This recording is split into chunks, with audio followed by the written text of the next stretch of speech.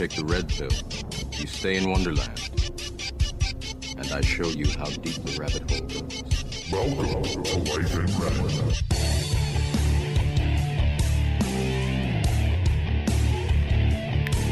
Red. Welcome, finally, we're back. Episode 27, Life in Red podcast. Another special guest here today. Very pleased to be joined by Amanda Sterczyk. I said it right. You did. That was great. I had to say it like 5 times in my head to get it right. Thank you for being here, for one. I believe this is your first podcast. With you, yes. I've been on a few others, but it's been a while. Okay. But they're not as cool. Not as cool. This is the coolest one. So, Amanda, like I said before we turn on the mics, I'm going to let you describe who you are and why you're here, because it's just a lot easier that way.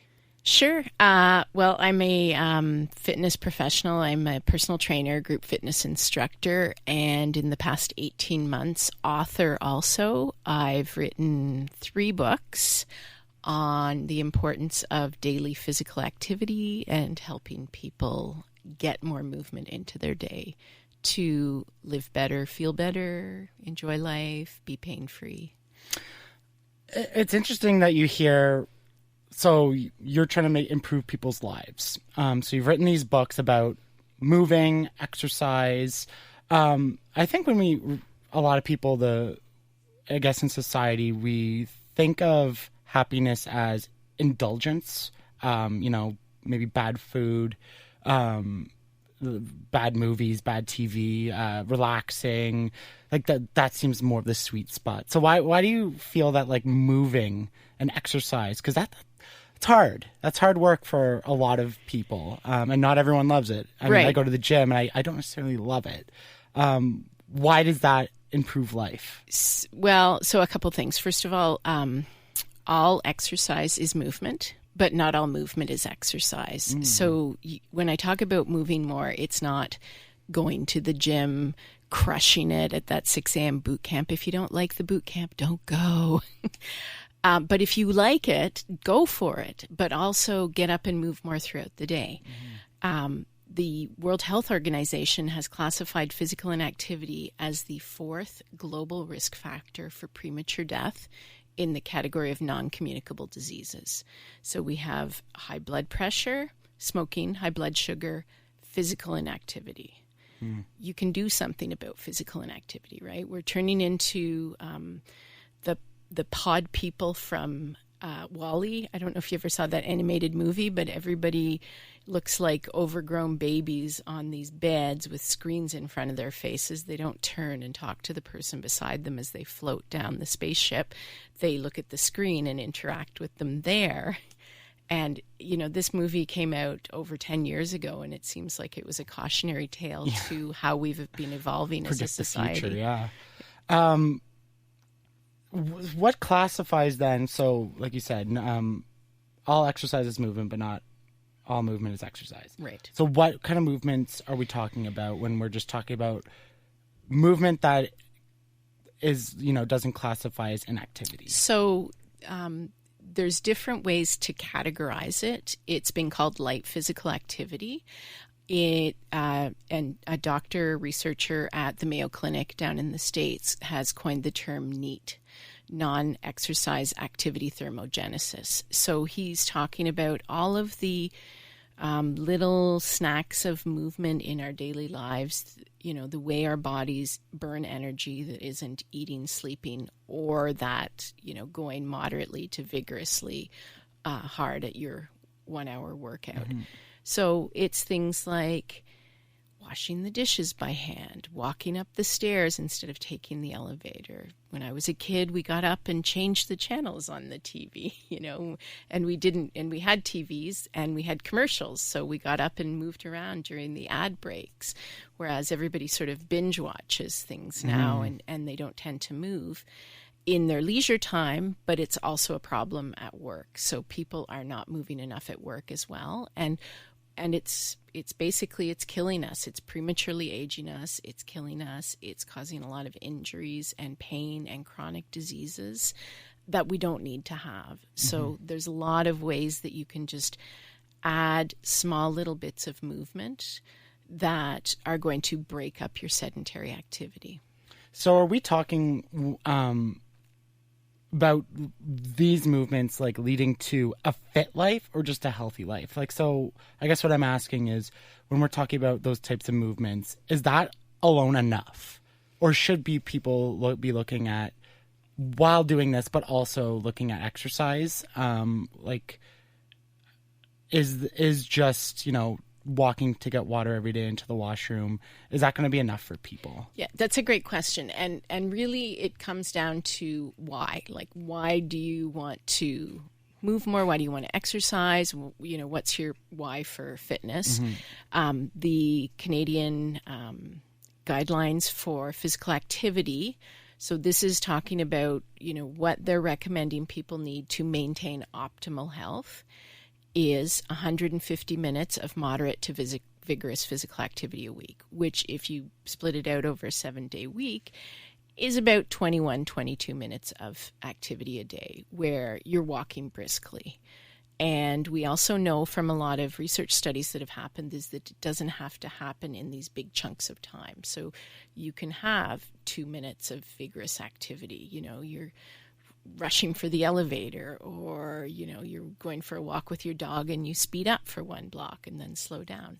So there's lots of ways that you can add a little bit of moderate physical activity, but if you don't want to, you don't have to. I mean, I don't know if you're familiar with the blue zones.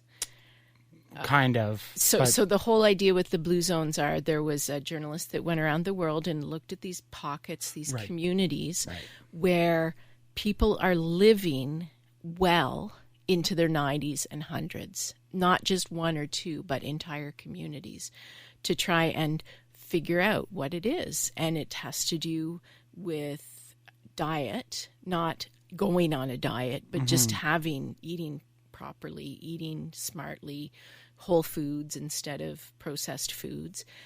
And they don't have gym memberships. They just have physically active lives, and they're outside moving and gardening and walking, and, nothing that you do in a gym, right? Yeah. And then there's a lot of also around community, right? That dictates what they do. But for me as a fitness professional, I look at, they don't go to the gym and they're living well into their 90s and 100s, because a lot of people are living until they're 90, 70s, 80s, 90s, but they're not living well, right? Things start to break down.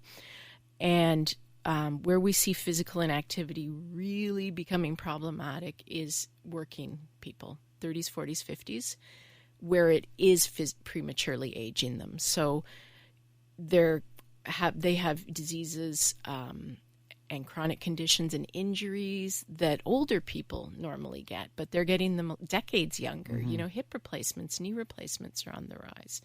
I was just watching a documentary called Stop Aging, and they did a study in the UK where they had people come into this lab and they did all these tests on them, and they showed them, here's your physical age of your body, but based on all of these measures we've taken, what's your actual age, right?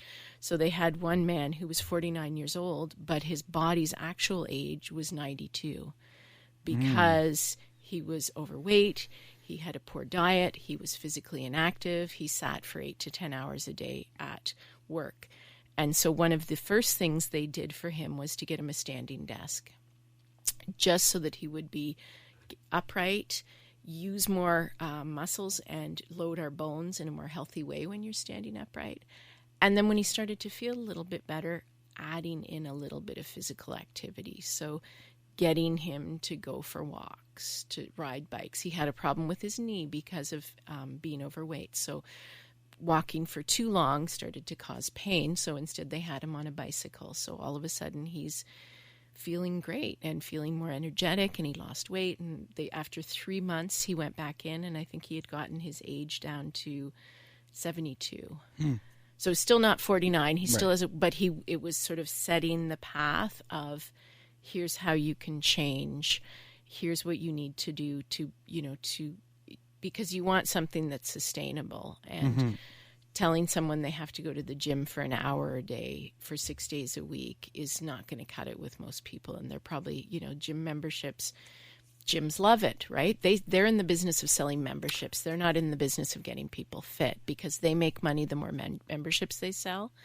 And The Economist, I don't know, maybe 5 or 6 years ago, did a study of, if all the people who actually bought those memberships showed up at the gyms, they couldn't sustain it. They wouldn't have the capacity for them. Yeah, that's why they lock you into those 12-month contracts, because they know everyone will come with that New Year resolution and then kind of give up by March, which is super unfortunate. I just wanted to touch on a couple things you brought up there, because I think one of the biggest things, and this is something that, I mean, I'm not a big shredded athlete by any means, but I exercise very frequently. And when I tell people, I make little jokes around the office, hey, you going to the gym today? You going to the gym today? It's like, I don't have time. That, I don't know when it happened, but that structure of I need to go to the gym for 60 minutes, and if I can't go for 60 minutes, like, I don't have time. I think that actually is like a huge roadblock for a lot of people, where I'm like, no, I'm not a health professional by any means, but I'm like, just go for 20 minutes. Something's better than nothing. Go for 5 minutes. Yeah. Right? You can carve out, you might not be able to carve out an hour. It might delay what you think of your goals are, but you're just going to set yourself back by not going. There is time. You just got to maneuver it in. Well, and there is research that's saying that you're getting as much benefit if you go for 15 to 20 minutes and push yourself not a lot harder, just a tiny bit harder, than going and just slugging it out for an hour like you're putting in the time. Yeah. And I mean, you can add little snacks of movement. You don't have to make it there's so many body weight exercises you can do if you want to exercise that don't require an actual gym. I personally, my favorite place to work out is in my living room in my pajamas. So I don't think I can wear my jammies to the gym. So I keep doing push-ups and squats and planks are killer. Planks, yeah, and single leg deadlifts, but with no weight or just movement, like slowing it down, controlling it, feeling the muscles working without like, I have to lift this or I have to kill it and do it in 60 seconds. Right, yeah. And it's another thing too, that when you look at people in this kind of that more intense side, so I'm not talking about high performance athletes necessarily, but like when you look at CrossFit, I love listening to people who are like powerlifters or strongmen, and I just say strong men, strong women too, talk about how much of a toll that actually, like, it destroys their body. They're like, your knees are shot, your back is shot. Like, they're just talking about the injuries. I'm listening to a Joe Rogan podcast right now, and he has a strongman on, just talking about what some of the guys are going through. Right. So there seems to be also not much of a benefit to killing yourself in the gym as well. Yeah. Even though there seems to be some people that it works for and good for them, but for, I think, everyday Joes like me, and I assume you, that like that stuff isn't practical either. Well, and it goes back to what I was saying before about your why. Like, why do you exercise? I wrote a blog post a couple months ago about the 5 W's of fitness, because not every workout appeals to everyone. If people want to go do CrossFit and they love it and they're okay with how much it affects their body, then go for it. But if they're miserable, don't do it. There's other things. There's lots of things you can do. And like I said, the first thing is, why are you doing it? Why do you want to work out? Why do you want to exercise? And often when I will go do, I do mobile personal training with a lot of older adults, and I will hear things like, I want to be able to pick up my grandkids when they come to see me. I want to be able to go for a walk with my husband. I want to strengthen myself before I have my hip replacement surgery. So, depending on what decade you're in, your why for exercise and fitness are going to change. And I want to go back to your comment about the people killing it at the gym. There's a term in research for these people that go kill it at the gym and then have an office job, or professional sitters for 8 to 10 hours a day. It's called active couch potato. So they may be doing their 1-hour workout 3 times a week, or they're weekend warriors, but then the rest of their time is sitting, and they're actually worse off than someone who doesn't go to the gym but just gets up and moves around more and just has a more physically active life. across every single day. Why do you think that is? Because you would think, if you're strengthening and everything, is it more of like the repercussions after? No, it's the physical inactivity. Okay. So they're killing it for an hour, and then they're a professional sitter for 8 to 10 hours. And it's the sitting, it's the physical inactivity, it's the sedentary behavior that is the cause of premature death.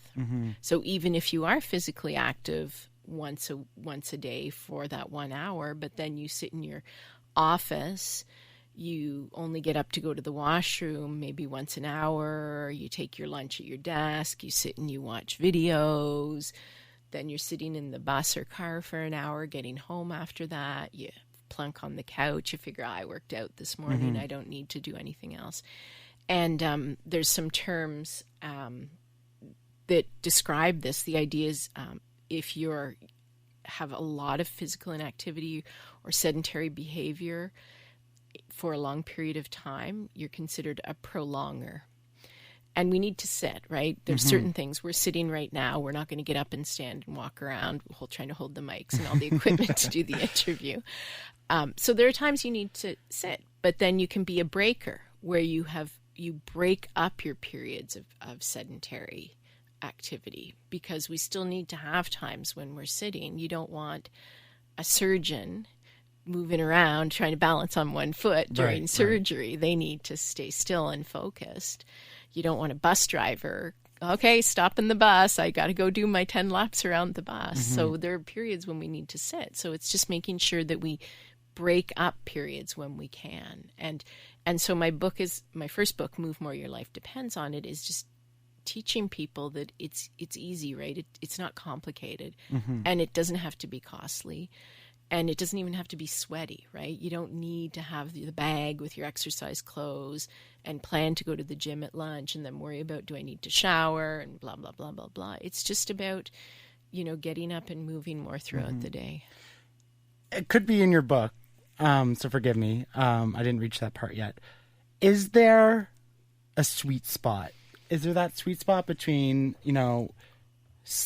how long that you should be sitting at your desk or at your cubicle, wherever, and how long you should move? So we'll just take that regular, like me, I'll use myself as an example. So I work 8-hour days, office job. If it was a perfect world, how long would I sit at my desk? How long would I get up for? And so on and so forth. That's a great question. It's not in my first book. It's in my third book, which will be coming out. It's coming, everybody. So my third book is called Your Job is Killing You, A User's Guide to Sneaking Exercise into Your Workday. And there are different, and I actually refer to this in my book, there's different guidance and different recommendations for how much you should. At the very base, unless there's some reason you can't, you should be getting up at least once an hour. So I've seen, and not stand, we'll come back to standing desks in a sec if you don't mind.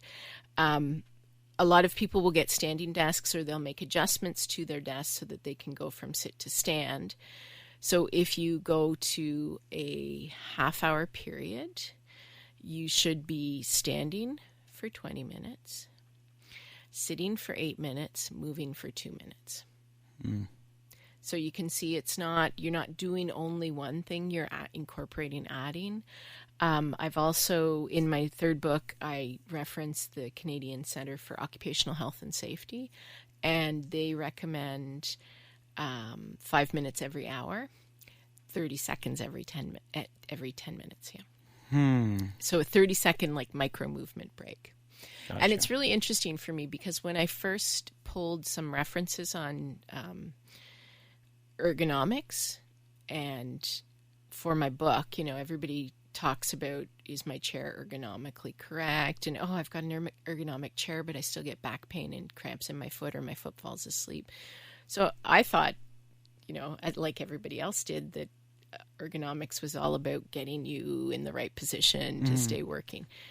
So it was interesting for me to read all of this information they talk about job design and how you need to split it up, and you need ergonomic setup for when you have to sit but you also should limit how much you're sitting and make sure you're adding in breaks and movement and changing your tasks so that you can get up and move around more. Right. Okay. So if you're sitting there and you're listening to this at your desk right now, just track an hour, move for 10 minutes at the very least. But if you can, break it down into a little bit smaller chunks if you can, every 10 minutes. Yeah. Okay. I'm going to remember that for tomorrow, and we're going to give it a shot. And it's as simple as standing up, sitting down. Oh. Stand up, sit down. Stand up, sit down. You just did a set of 3 squats. So this is where we were talking before about me working with people and doing a lot of body weight exercises. So I also like to work with people on functional fitness. And a squat is a form of functional fitness because it's helping with the sit to stand. So you don't have to be 80 and have difficulty getting out of your lazy boy for sit to stand to be an issue for you. And it's really easy to do a few squats. Get the muscles strengthening, work on your balance, but also get fluids moving in your body and load your bones. Because what often happens when we sit too long is we end up having poor posture. That's me right there. and you forget to stand up straight. So our skeleton, our bones are meant to load our body weight. But what happens when we've got poor posture, poor alignment, we start to have connective tissue around joints loading our body weight because our bones are not strong enough. Our muscles are not helping our bones hold us in good positions. And that's where all these joint injuries start to come in. So, you can start working on doing some squats, getting the muscles and bones loading your body weight, strengthening them. And then, like I said, the circulation, because what happens when we do sit too long is gravity works and everything's pooling in our ankles. And it's a lot of work for our heart and our cardiovascular system to pump blood from our feet all the way up. So if we've been sitting for a while, if you get kind of tingling in your feet or varicose veins or swollen ankles or feet or foggy head, because foggy head is a result of the blood not circulating, the fluid not circulating in your body, and it's not enough is getting up to your brain. It's like it's being turned up. Oh, no, that's the blood rush in your head. I got it opposite. Okay, because that was going to be my next question. Like, I think the majority of people know sitting is bad. But they still do it. Yeah. So you kind of explained it there, so I don't know if there's even anything more to add, but the science, like, why is sitting so detrimental to our health? Like I said, I don't know if there's more to add to that, but I hate that it is forced upon a lot of people. Like, people who work at call centers and stuff. It's like, no, you have to sit and you can only leave on your break. And that society as a whole and the institutions that we're mostly all employed, like, I don't think they take any of this stuff seriously, or at least don't care, because that also kind of loses productivity. Well, yeah, the productivity versus health it's actually, you'd be surprised. I mean, there's more and more wellness programs coming out because employers are concerned about their employees because of something called presenteeism, where they're at work, but they're not really working for whatever reason, or absenteeism because of injuries and illness and medical appointments as a result of too much sedentary behavior. So employers see lost productivity from that side, but they also see their healthcare costs increasing. Right. And the fact that it's causing so many chronic illnesses shows that people are starting to realize that they need to add a little bit more activity and nudge themselves to just move a little more. So, someone who's, say, in a call center and they have to be sitting at their desk, well, they can just start doing, their hands are typing on the computer, but you can just do little like heel lifts with your feet or circles, just to get the blood circulating so something's moving in your body. And then when they take their break, making sure that you do get up and go for a walk and don't just sit down on your phone in the break room. Yeah.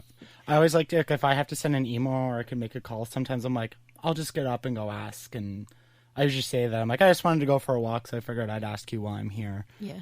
That's one of my big things that I try to do, or I go get water, or I walk up the stairs and do a lap or something. Or walk to your colleague's desk instead of texting them, or same time or message, or let's do a, notification to set up a meeting. It's a real 1980s solution. I don't know what that is. Like, what do you... So it's a 20th century solution. Oh, geez. 20th century solution, for a 21st century problem. It's like, be old school, right? Get up and walk down the hall to talk to them instead of, picking up the phone or texting them to work something out that involves... Is this more of a recent phenomenon? This, I guess, what you do, and we'll get into why you wanted to write the book, and this first book especially, Move More. Is this more of a now today problem than it was before, say in the 90s, 80s, 70s, 60s? This people premature aging, being unhealthy, that worker lifestyle. Well, participaction. Do you know? Yeah. So participaction has been around since I was a kid in the 70s. And their whole philosophy is to get people to sit less, move more. Mm-hmm. So it's been around, but I think it's kind of making a resurgence because people are seeing they're living longer, but they're not living well. So the life expectancy has gone up, but the quality of life, the life in your years is diminishing. And we have an aging population right now that is reaching that point too. So, yeah, interesting. You were mentioning the whys of fitness. So I want to ask you, like, why did you feel the need to take it upon yourself to write this book, to get involved with fitness? And I mean, a lot of people, one of my favorite sayings is like, a lot of people talk, not a lot of people do. So why did you decide to do? I guess I thought there's so much complication in the fitness industry, and there's so much, new equipment, new workout, new this, new that, buy, spend your money. And even for fitness instructors, right? Like, train in this new method, for your clients need this. And it's like, do they really? And so I'll tell you about two sort of times in my life that struck me when I was thinking about writing a book. When I was a kid, I saw my grandmother who, lived pretty much independently in her home until about a month before she passed away. And, that's the whole point, right? Our body's designed to last a lifetime. So, the idea is you have a body, you move, you use it, it works for you, and then maybe 6 months towards the end of your life cycle, because we all have a best before date, things start to slow down and fall apart. But that's the end of your life cycle. These things shouldn't be happening throughout your life. So I saw with my grandmother, who, was primary caregiver for my grandfather, didn't have a dishwasher, didn't have a garage door opener, and that garage door was a beast. So I'd see her, right? She goes out to the garage, she lifts it up, she goes into the car, pulls it out, gets out of the car, goes over, pulls it down, gets back into the car. So she's using her body and not, I don't think I ever saw her in a pair of pants my whole life. She was always in dresses and had a beast of a vacuum cleaner that was used every single day. I'm not saying we need to go back to 1950s housewives lifestyle, but just the fact that we can have a physically active life without needing to spend a ton of money. And when my kids were little, when I was home, I stayed home and took care of them. And toddlers don't stop. From the minute their eyes open till the minute their eyes shut, you're going and you're moving. And when my kids were young, I was the fittest I've ever been in my life. And I've trained for and run marathons, and I was more fit when I was with my kids because it was just go, and we're doing this and we're doing that and we're building the fort. And now we're taking the fort down, and then we're going to the playground, and then I'm chasing them, and then we're going swimming, and then we're doing this, and then I got to make dinner. And so it's just, right. For me, there's just so many ways you can keep your body healthy and be happy that don't have to be, like I said, costly or complicated or sweaty. It's just, you have to move your body. And I think using my background in social psychology, looking at a lot of behavior change models and a behavioral economics model that came out of psychology, nudge theory, it's just, you have to just nudge people, right?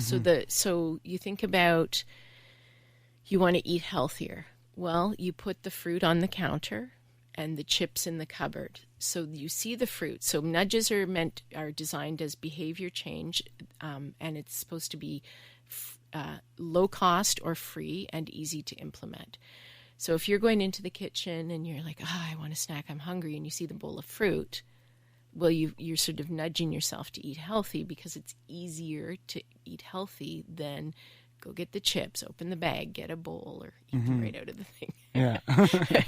So it's these nudges, and for people who want to start exercising and get more physically active and work out, it's put your workout clothes at the end of your bed, put your running shoes at the front door. So it's nudging you that, I need to do this. I want to do this.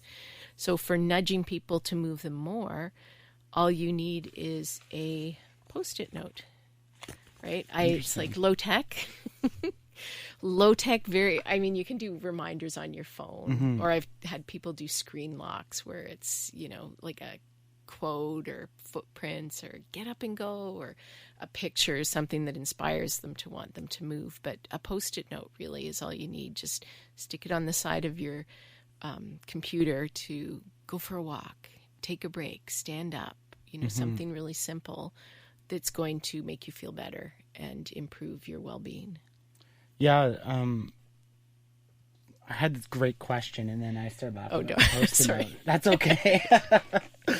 I guess, what makes it so difficult? I love the nudge theory. That's great. And I think that's something that could apply to a lot of people. I think the majority of us, we want to be healthy. We want to be fit. We want to be the person who wants to go to the gym. What makes it so damn hard to... so you have a fitness background, you have a psychology background, so I think maybe you're one of the more qualified people to answer this question. Why is it so hard that, even though we know this is really good for us, that so many people have that challenge of just doing it? Well, so part of it is just our, the way our culture has evolved with labor-saving devices and apps and social media. Society is basically working against exactly what you're trying to do here, right? Yeah. Sorry for interrupting. So, no, that's okay. It just was sparked my head. So, there's a lot, and I'm not an expert on this, but I've seen experts talk about our notifications, our alerts in social media are like crack cocaine, right? We want to have another like, dopamine, have another comp. Yeah. So that's hard. Yeah. It's this FOMO, the fear of missing out. People want to, oh my God, look what they're doing. I got to follow, and just labor-saving devices. The fact that you don't have to stand up and turn on a television or suffer through ads, and ads are coming back a little bit. That's how I get paid, so. Yeah, no, fair enough. But people binge watch shows, right? Yeah. It used to be you watched a show and then you saw the next episode the week later. Horrors, right? All of a sudden everything's like, boom. I have to wait for a week. Here's the whole season. Yeah. See you in 2 days. Yeah. But it's also other labor-saving devices. And it's, back to last century, things like washing machines and dishwashers and garage door openers, escalators, walking sidewalks, at the airport. So it's just, as we evolve and, make all these great gains in technology, we get a little bit lazy, and it's easy to be lazy. It's hard to behavior change is tough, and that's where the whole nudge idea I really like, because you start nudging yourself and you're not even realizing that you're changing your behavior. It's hard to resist those chips. It's hard to resist flopping on the couch every night. But if you have your world set up so you have all these little nudges all over the place, it just makes it easier to add it. And then all of a sudden this switch happens and you're like, oh, I actually feel better. Mm-hmm. And so I'm going to keep doing it. Yeah, that's the biggest thing for me, is not necessarily like feeling better physically. Actually, arguably, sometimes I feel worse because my body's tired and broken down. But it's that mental, and I said this on a ton of episodes of this podcast when I'm talking with people, it's the mental aspect of exercise, where I can get in the gym, and I know this is more talking like a hard workout, but I can work my shit out. Like I have things coming through my head. I'm like, it's more clear. Like it's just me on a run or something, or lifting, and I'm just like, I can focus on that problem. There's all that outside noise is gone. Exactly. And when you come out of it, you're just kind of like, you get that release, that endorphin release from working out. And then you've also kind of sat there in an hour. It's like a form of meditation. I like to think that it's just you're in there, you're pushing through hard things, and then like you come out, it's just like kind of like a clear brain. Right. And I was laughing when you started saying that, because I was thinking like, that was my question. Technology and society seems to be moving away from everything that you're trying to put forth in this book, which is super unfortunate. Like, as you were talking, like, yeah, like now you don't even have to walk through a grocery store. You can just, and they'll deliver it to you. Exactly. I can have food delivered. Yeah. You know, I don't even have to take a walk to the corner store anymore or anything. Like it's scary. It is. It is really scary. And it's, I don't know. And like when people start, when I talk to people and they're complaining about, I have this ache or that ache or this pain. And if you talk to, I interviewed a physiotherapist for this book, and he told me a great story. Well, I didn't interview him. He told me a great story, and then I asked him permission to use it, where he had someone, and he says he hears this a lot, right? I go on vacation, someone goes on vacation, and they're like, oh, I don't need to come see you anymore because all my problems have corrected themselves. And they're like, oh, that's great. What'd you do? I walked around. We went to Italy. We were walking for 8 hours every single day. It was great. I came home. I wasn't in pain anymore. And he's like, great. So keep that in mind and keep doing that in your daily life, because what's happening is people are having these problems where they have to go for physiotherapy or go for a hip replacement or whatever from physical inactivity, from sitting too much and not moving, and not it's not the crushing at the gym, right? If you're sightseeing, it is not power walking. You're standing, you're walking around, you're waiting in line, you're listening to the tour guide. You walk a little bit more, then you stop. But it's just the fact that you're moving and not just sitting. Mm-hmm, exactly. So again, first book, Move More, Your Life Depends on It, like that title. You had a funny story you wanted to share from the book. Oh, sure. Yeah. So I'll let you go through that, because what you told me sounded pretty funny. Oh, yeah. So I'll preface it by saying I find, since I've written this book and started talking about the topic of sitting less and moving more, a lot of people think I'm anti-chairs and think I never sit down. So I'm just going to read a little section called What About When You Need to Sit? By now, I hope you understand my stance on chairs and sitting. Sometimes we need to sit. Too much standing can also be problematic. Let me tell you a story to illustrate my point. Many, many years ago, my then boyfriend was invited to a wedding. Even though I had never met the bride, it was his friend, or anyone else involved in the nuptials, I was his plus one. It was late August, and the heat was sweltering. We entered the church and gasped at the temperature inside. With no air conditioning and no windows to enjoy a breeze, it actually felt hotter in the church than outside. The ceremony began, and the officiant asked us to rise. What he forgot to do was indicate when we could sit down again. Being polite and attentive sheep, the entire congregation remained on its feet. I briefly noticed how dizzy I was becoming, and then I just drifted toward the floor. Apparently, my one and only fainting episode was very graceful. Bystanders remarked that I just floated downwards. I regained consciousness while 4 very large soldiers, it was a military wedding, were carrying me out of the church. Later at the reception, I met the bride and groom for the first time.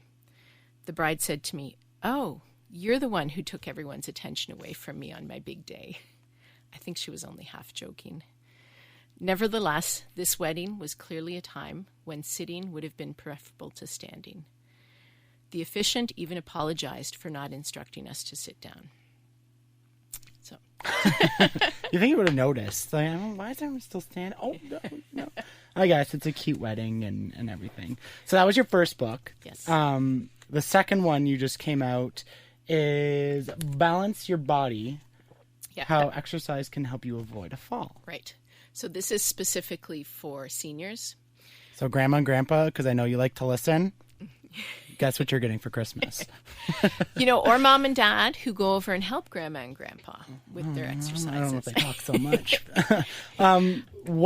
Because like we said earlier, we have an aging population and we're starting to see it manifest a little bit, like kind of the 80s, 90s, where people were still in the workforce. Now they're retired and getting into their older age.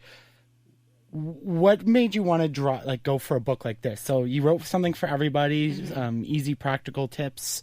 What made you want to kind of niche a little bit? So what happened was I work with a lot of seniors. I teach seniors exercise classes. I do mobile personal training where I go into their homes and work with them. And I had been asked to run a workshop on exercises for fall prevention. And so as I was pulling together my slides and the exercises we would do, I knew what I did with my clients and I knew what worked with them. But I thought, I'm just going to see what else is out there, because there's all of a sudden with our aging population, there's a lot more seniors fitness experts. So I started going to the library and pulling exercise manuals and DVDs that were specifically focused on seniors. And I went to Chapters and read books on the shelf and whatnot. And what struck me was every single one I went through, I could think of 2 or 3 or 4 or 5 people who couldn't do the exercises the way they were described. They, didn't have the means to get the exercise equipment, like think about 92-year-old Aunt Irma trying to maneuver a giant Swiss ball into her house and then maybe falling and breaking a hip when she tries to sit on it. Or someone who can't or won't get on the floor to exercise, or there weren't enough modifications to allow people to make it easier if they needed to. It was just like, here's the exercise, here's how you do it. And every single one I looked at, I could think of people who couldn't do it the way it was being described. And I just thought, and I've had people contact me who say, yeah, I found this workout on YouTube and I did the exercises and I hurt myself. So I started, pulling together for this workshop, and I went, I should just make it a book also, right? Why not? I already wrote one book. And the whole point is that, again, the most complicated thing you're going to use on the exercises I have are empty paper towel tubes. And every single exercise it's spread out on 2 pages. It's open. There's 2 images. It gives you the step-by-step instructions. And then right at the very end, it is, if you need to make it easier, here's how you make it easier. If you want to make it harder, here's how you can make it harder.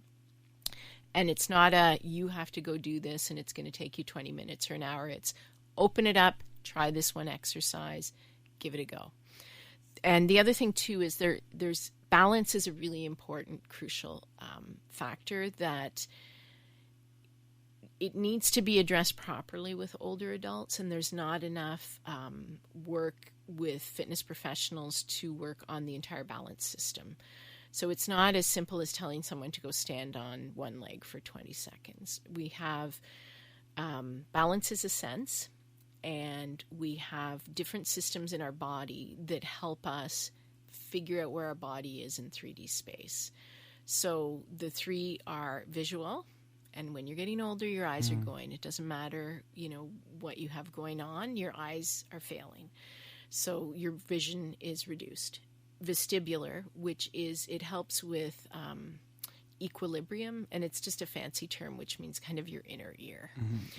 So often what happens too when people are stiff is they stop doing these side to side motions with their head. Think about people, in their 80s, they don't want to shoulder check in the car because it hurts too much to turn their head.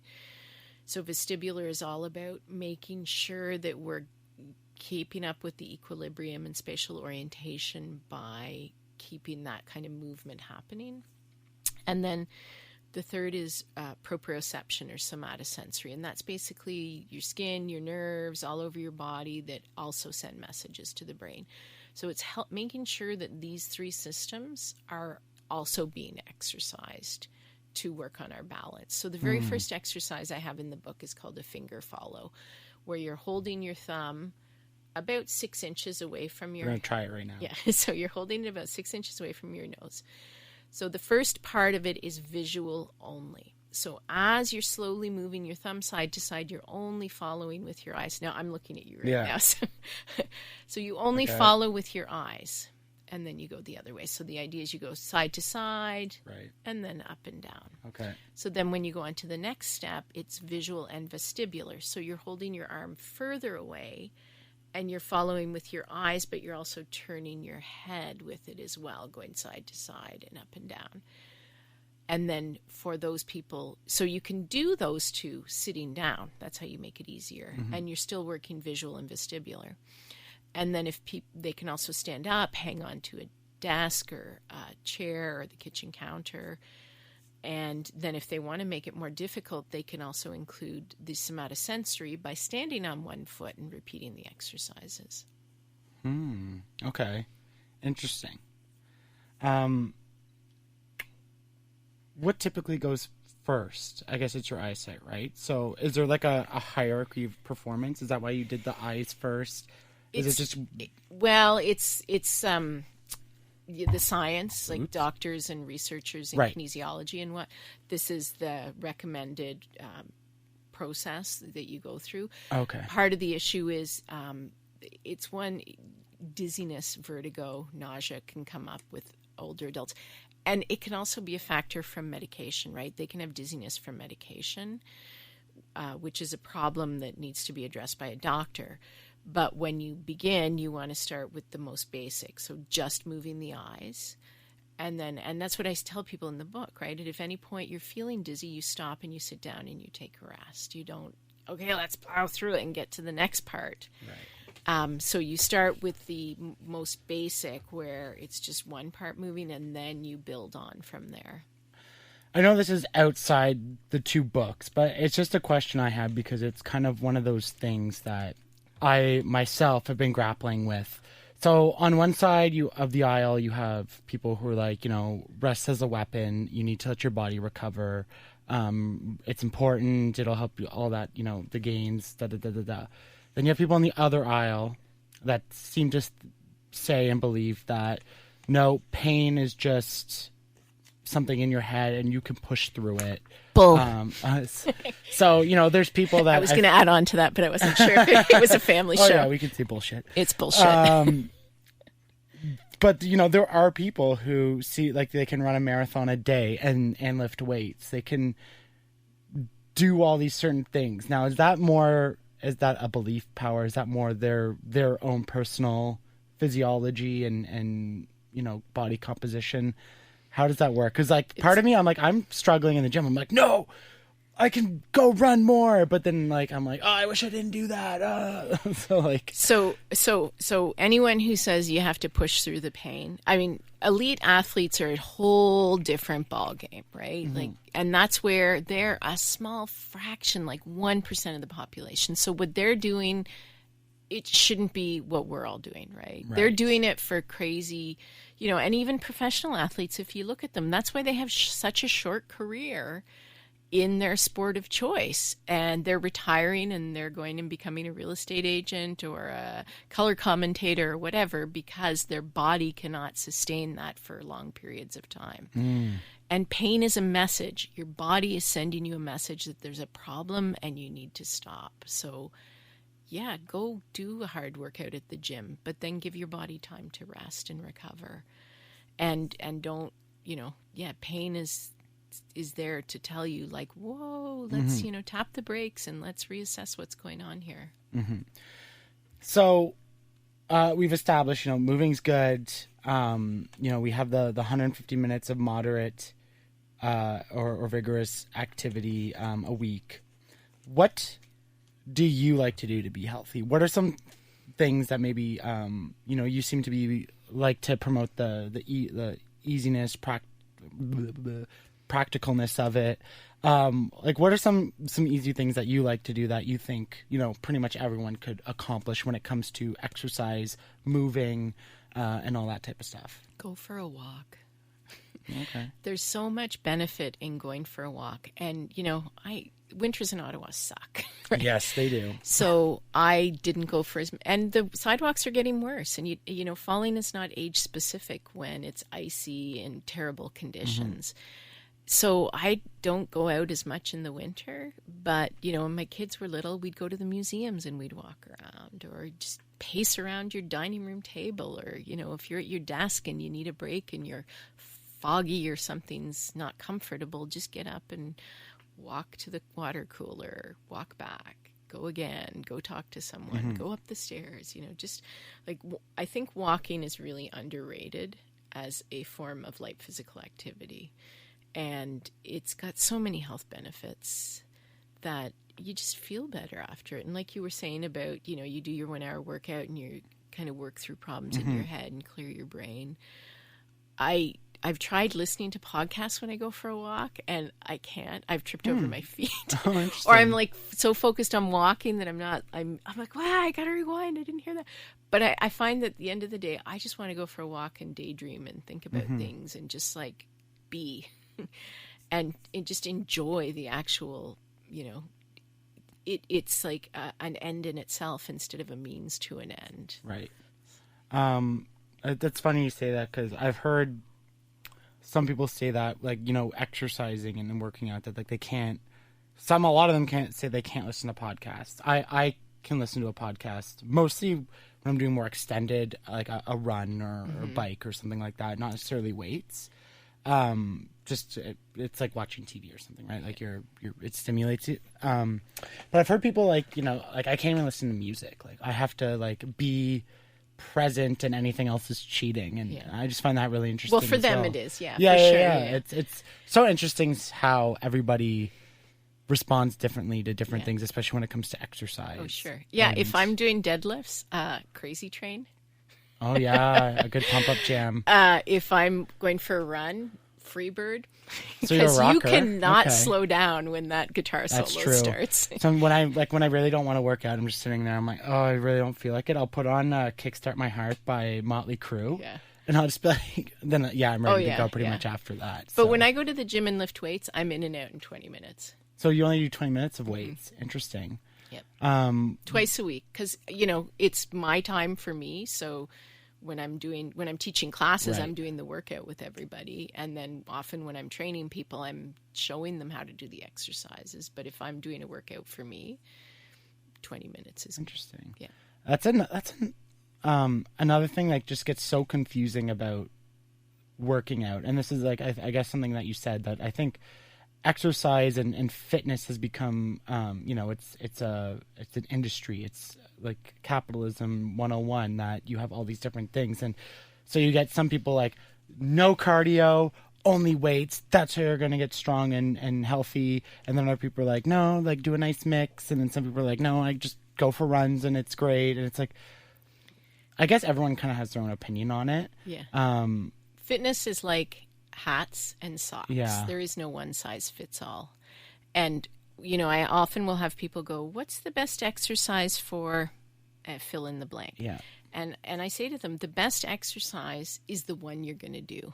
Mm. It doesn't matter if you read an article on top 5 exercises for your booty, blah, blah, blah.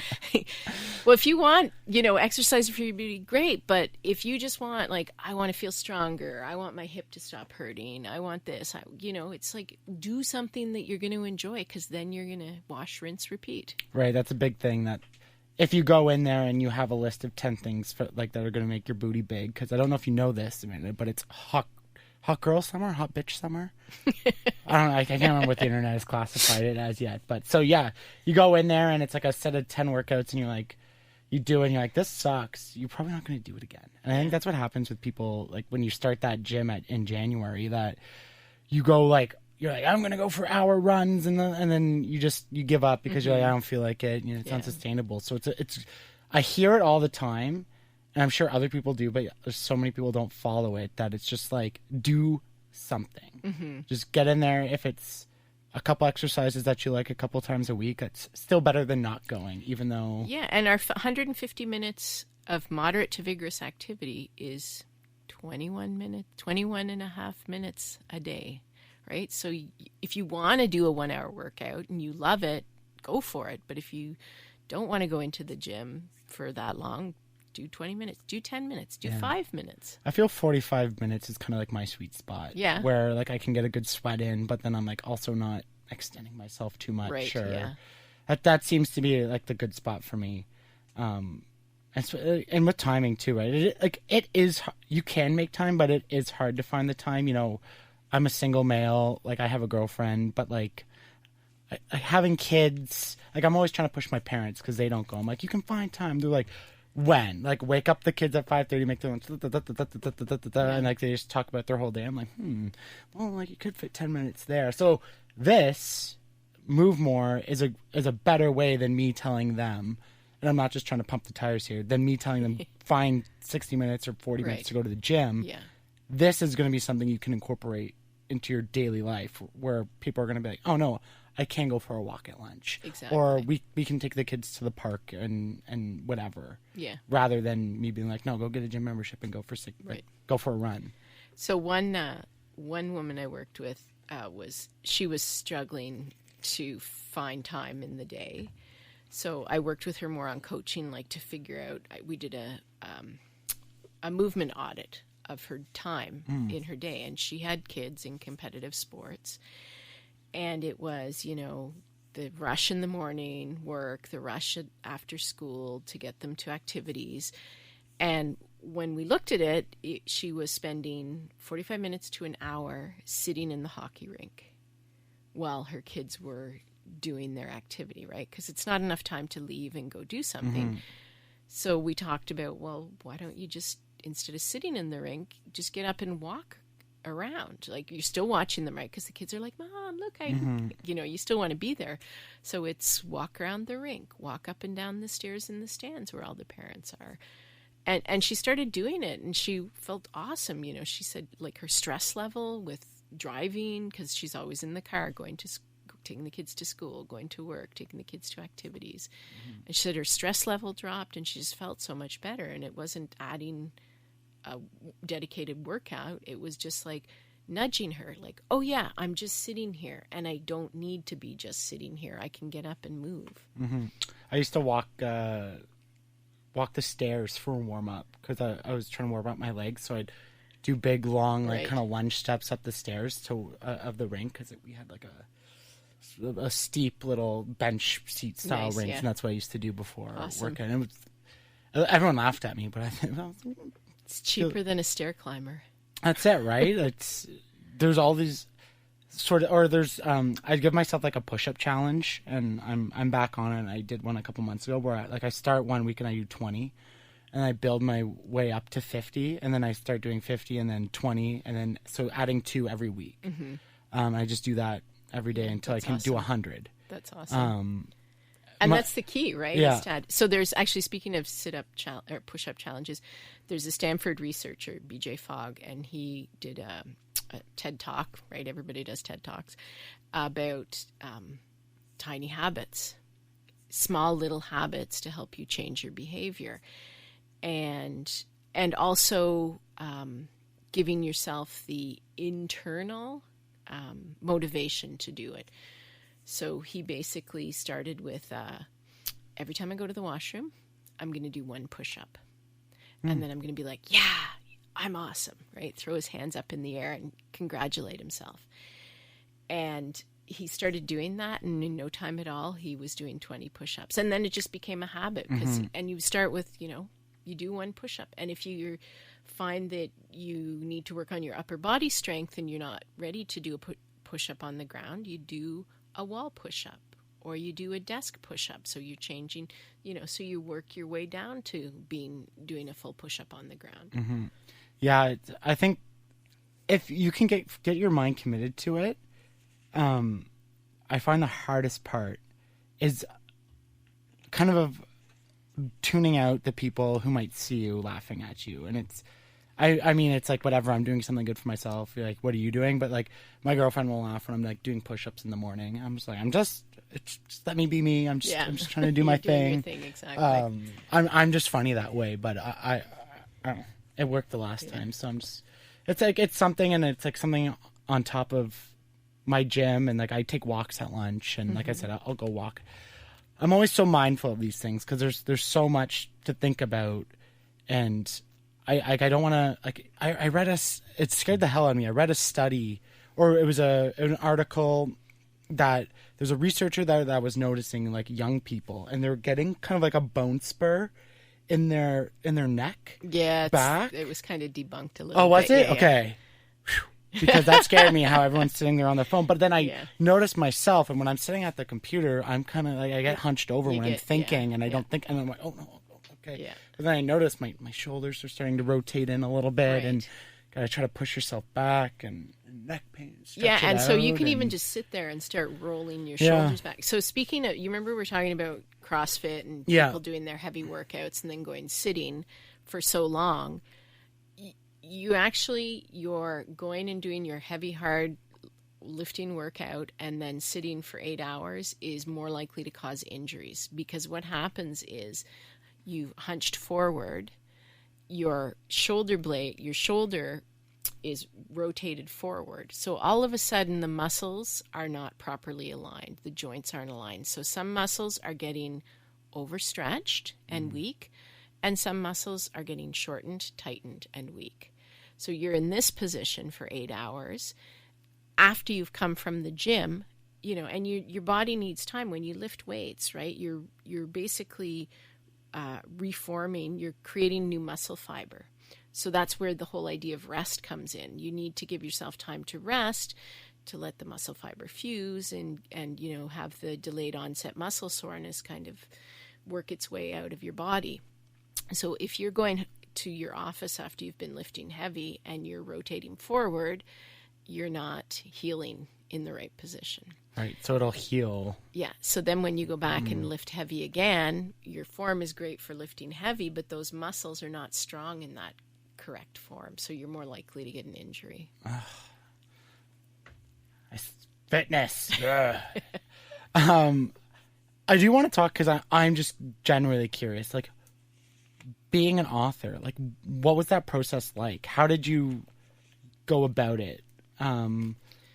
I find that so, like, how does one go about, like, I'm going to write a book and this is what I'm going to do? Like, how does that happen? What has that been like for you? So it, I was just having a really depressive moment in my life. Like, I was so blue, and I was lying on the couch in the middle of winter and just having a miserable day. And I don't know, just this thought just flashed through my head, like, you should write a book. And I went, I can't write a book. And then I went, about an hour later, I went, maybe I can write a book. So I just started researching it, and I decided to self-publish on Amazon for a lot of reasons. And I know a lot of people are anti-Amazon because they think they're destroying a lot of businesses. And the fact is, publishers are not interested in books like mine because they know they're not going to make them money. Right. And I was realistic as a Canadian author that I'm no Margaret Atwood. Right. I wasn't doing this to make money. I was doing this because I wanted to get this message out to people. So that's where self-publishing is fantastic. I have a book that I created and brought in my whole edit, and I researched, who do you need? What do you need? A substantive editor, and then you need a copy editor and a proofreading editor and a layout guy. You could do the layout yourself, but I'm not technical. Yeah. I would probably pull out all my hair trying to do paperback layout for this ebook. And you need a cover designer unless you're an artist, and they have to know the dimensions of your book. So the spine is the right size for when the printing happens. So there's all these great resources online nowadays, and and they talk about how to go about it, and there's support. I joined writers groups on Facebook, and I just decided that I wanted to do it with Amazon because I wanted control over the process. Mm-hmm. I wanted to get it out when I was ready. I wanted to decide if I liked it, whether or not I was going to accept the edits from my editor, and decide on the cover, as opposed to you hand it over to a publishing house and they decide on the cover, and then they keep the rights to it. So they own it, and you just get a portion of the money. So unless you're Margaret Atwood, you're really not better off than an independently published author. And I love that people go on Amazon and my book is new to them when they discover it. It doesn't matter how many days ago it was published, versus if it's in a bookstore, unless you're a top seller, you're getting pushed to the back shelves or being sent back for a refund pretty quickly. Okay. How do you find, is there a special place to find books on Amazon? I've just never bought I bought books off Amazon, but is a special there's a category section? Of books. Okay. Yeah, so there's a category for books, and then there's a Kindle category for ebooks, and both my books are paperback and ebook. Okay. And the nice thing about I've done a bunch of Amazon ads, because when people go on Amazon to buy a book, they're going to buy a book. That's what they want. So you have more bang for your buck than, say, an ad on Facebook or Google or Instagram, right? Because someone's there to actually buy a book. And then if they see yours, they're like, oh, this looks like something I might like to read. Yeah, that's a good point. Interesting. I've always just kind of wondered how the whole process. So that must have been a pretty significant investment on your part just to get this published, in terms of not only your time, but financially as well. Well, yeah, but I knew ahead of time. I did a lot of research, and I had an idea of about how much it was going to cost. And when I was interviewing editors, I didn't go with the cheapest editor. Actually, the one I chose, her quote came in the middle of the one was really crazy high and one was really crazy low. That wasn't what made the deciding factor for me. It was the one who was crazy low really didn't know a lot about editing. The one who was crazy high was trying to tell me she knew about fitness. And I'm thinking, I don't need you to know about fitness. I need you to know about editing. I'm the fitness person. And then Karina, who I chose, who I hired, is, when we had a conversation, she said, my job is to move other people's paragraphs around.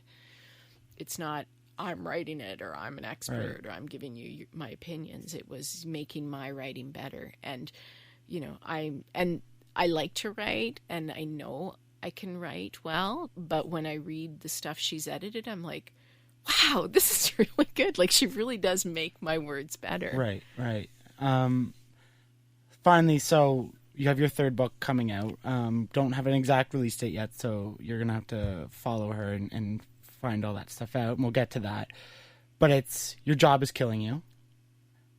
What do you foresee if people aren't following your Move More tips? They're not following that. They're not following these practical guidelines like we talked about. It's the fourth leading cause from the World Health Organization. Excuse me. What do you foresee the future being in terms of humans and their health, and where we might be in 10, 25, 50, 100 years? This is like a job interview. Where do you see yourself in 5 years? Not you, the human race. Yeah. That's a great question. It's tough, right? Because so many jobs are being automated. I think a lot of those repetitive activities in roles are disappearing for people. It's the knowledge workers that are, like engineers, or I can't think of anyone else on knowledge work. But it's jobs where people, need to be at a computer writing and interacting and meetings, right? Like we need the bane of my existence. Yeah. And we need to have leaders, right, who are willing to lead and basically model behavior that, I remember when I was talking to my brother about my next book, and he was saying, we were talking about walking meetings, and I have a nudge checklist in the back, a movement checklist in the back of my new book. Yeah. And he said, they will get the boss like checking his watch when they come back from a walking meeting. And it's like, but we're still working. Mm-hmm. So it's this terrible mentality about, if I can't see you, you're not working. And even, I used to work in high tech, and there was a lot of, I was in HR, my clients, none of them were in the same city as me. So we were always interacting by email and phone and video conference and occasional trips. But I had a boss who, when I said I was working from home, even though she was in another city, didn't believe me. So called me every half hour to check on what I was doing. Yeesh. And it's like, wait a sec, you never see me any other day and I'm doing my job. Why would me doing it from home versus driving 25 kilometers to an office make a difference? Right. So do you think that if that doesn't happen, that we'll start seeing serious ramifications from it in terms of our health, in terms of disease, in terms of, not only our mental health, but our physical health, and a strain on, our healthcare system, which is already struggling? Like, does that something maybe that worries you or keeps you up at night, that if like this all could come to become a serious problem? More serious problem. More serious, I'm sure it's yeah. a serious problem. It really right now. is. I mean, the fact that the World Health Organization has been, talking about this for so long, there's actually a sedentary behavior research group of researchers all over the world that do research studies on sedentary behavior and its impact on populations. And I used to work in research. It takes a long time to get stuff up and running and report about stuff. And they've come up with they did a consensus a few years ago on terminology for sedentary, prolonger, breaker, physical inactivity, all these different terms, so that as people are doing research studies, they know that, yes, this means the same thing as this when we're using this term. You're right, with the healthcare system, it's so problematic already and this is where I'm trying to show people that really they have the power to change for the better. Like, there's no exercise pill yet. Yeah. Oh, geez. But it's also that they need to, take ownership of their bodies. Like, if you love your body, then move your body. Just on a quick aside, before we wrap up, this is something that I'm pretty quiet about, but it's something I think about often. The kind of relation between body positivity and being unhealthy, because I never want to shame or make someone feel terrible because they're overweight. Mm-hmm. That's not what I would ever want to do to somebody, but I also want them to be healthy. Is there a balance there coming from, like, as a health professional, that being, can you be like truly overweight and still be healthy? Absolutely. Yeah, absolutely. Okay. Healthy at any size is important. And I mean, you really need to talk to like someone in the eating disorders world. I can put you in touch with someone who can talk about that. But you can definitely be healthy. I mean, there was a campaign recently with a whole bunch of different athletes, and I don't want to say brand because I don't remember who did it, but it was a bunch of female athletes, and they were all in sports bras, and they were all professional athletes, and every single one of them had a different body type, and they were all fit and healthy, super fit and healthy.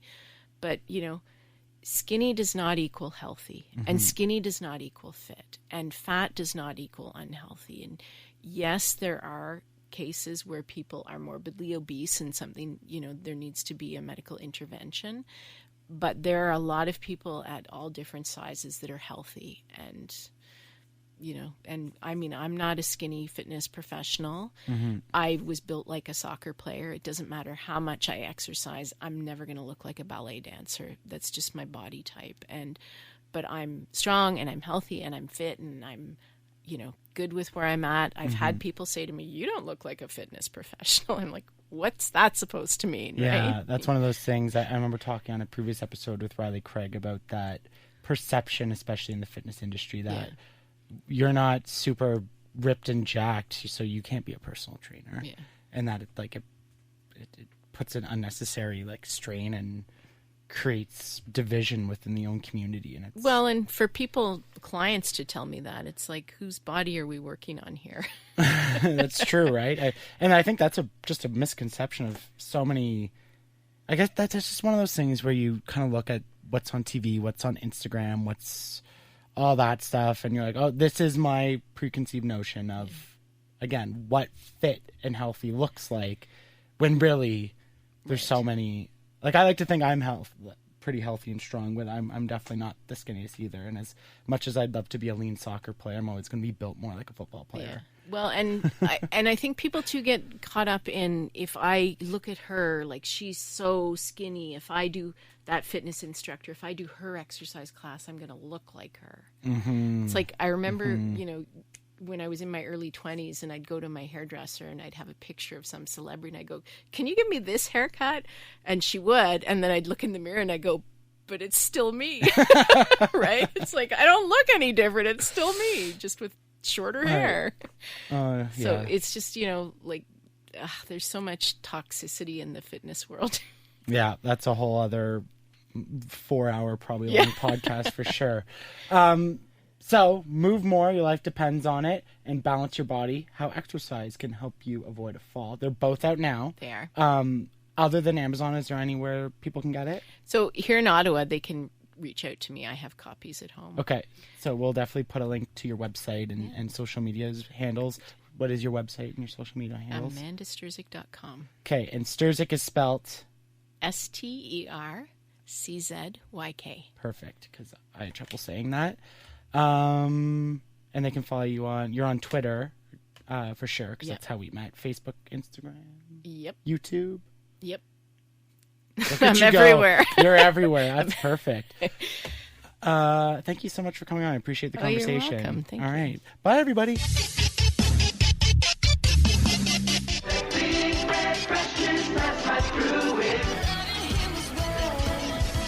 You take the red pill, you stay in Wonderland, and I show you how deep the rabbit hole goes.